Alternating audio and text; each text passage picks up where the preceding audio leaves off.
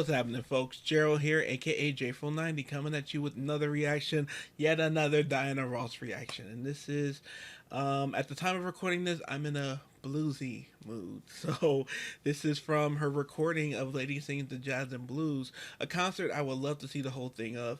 But I only have heard her rendition of, I think it's Good Morning Heartache in this. But Don't Explain is one of my favorite Billie Holiday songs, and Diana Ross covered Billie Holiday songs, and it's so been covered so many ways by so many great musicians and instrument players, by so many great musicians. But I'm curious about Diana doing it in her later years in 1993, versus 72. So excited to see this. But before I get to it, I need you guys to go ahead and subscribe and ring the bell for notifications. Now, without further ado, this is Diana Ross live with Don't Explain.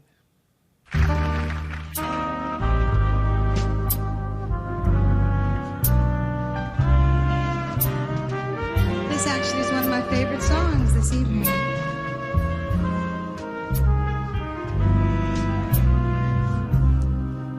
Hush now, don't explain.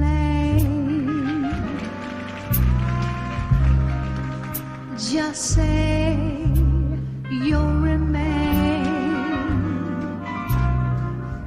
I'm glad you're back. Don't explain.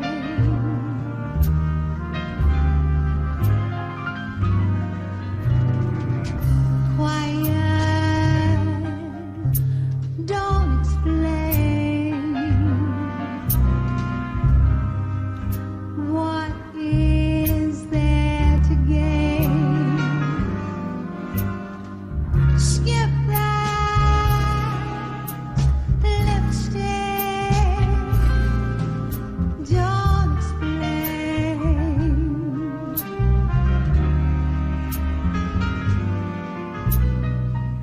You know that I love you, and what love endures. All my thoughts are of you, oh, I'm so completely yours. Cry to hear folks chatter, and I know you cheat. Right or wrong don't matter when you're with me, sweet. Hush now, don't explain. You're my joy and pain. I'm glad you're back. Don't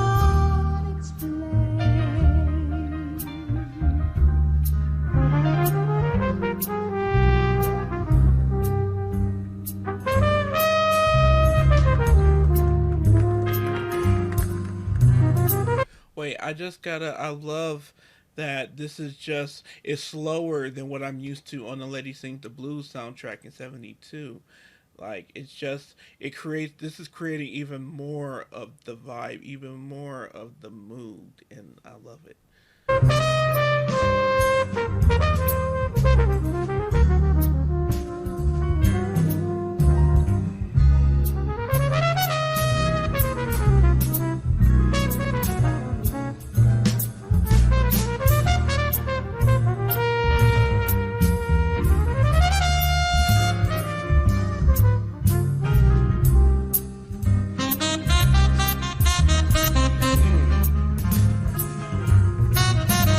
Come on, saxophone.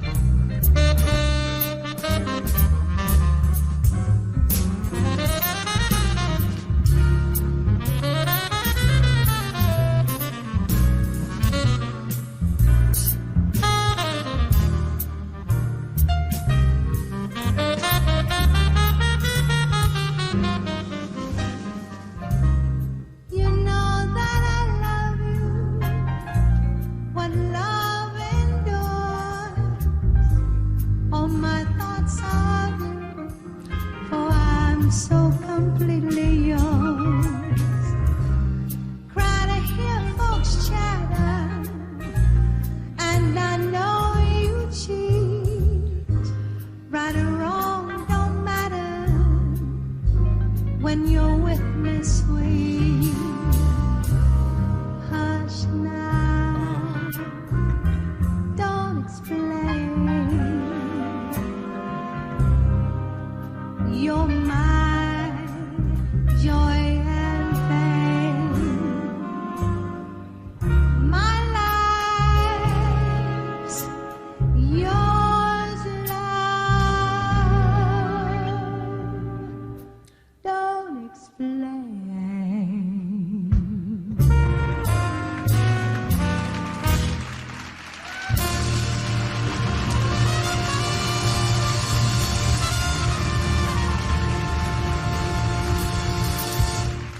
I got to see that full video, that full concert eventually, because that was, I just love that she slowed it down. And even though her voice had changed since the recording in 72, it still has that essence. It still has that Diana smoothness that I love. Do you know why that song is important to me? Back when I used to be a tour guide in Hollywood and LA and Beverly Hills and all that, I used to take the train, and I lived in Long Beach. And for those of you who don't know LA, the distances and all that very well, around 25 miles. So a long ride home was awaiting me every single day on the trains, and I loved it. I loved the commute. Actually, I actually really enjoyed the commute, but I had a and have a I don't know if I deleted it, but I have a um, off of work playlist that I play as soon as I finish clocking out somewhere, and Don't Explain from the Lady Sings the Blues soundtrack in 72 is one of, if not the first songs, and it's so important to me. And this goes back to even before I was a tour guide to working at Universal. So much of the jobs where I've had to interact with people was explaining, answering questions, helping people out, explaining, lots of explaining.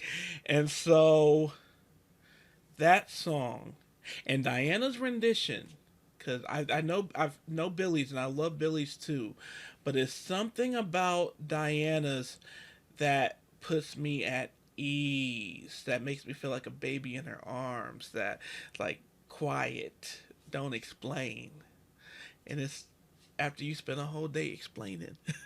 Sometimes you want someone to brush you, quiet, don't explain.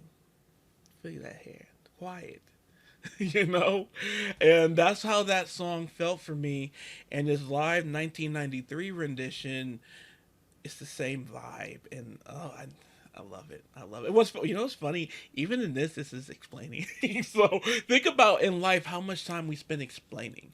And so what I love about this song, and about, even though it's not a, it's about infidelity. It's about she don't need to hear no explanations about what you've been doing, and about the lipstick, and about the folks chattering because she know you cheat.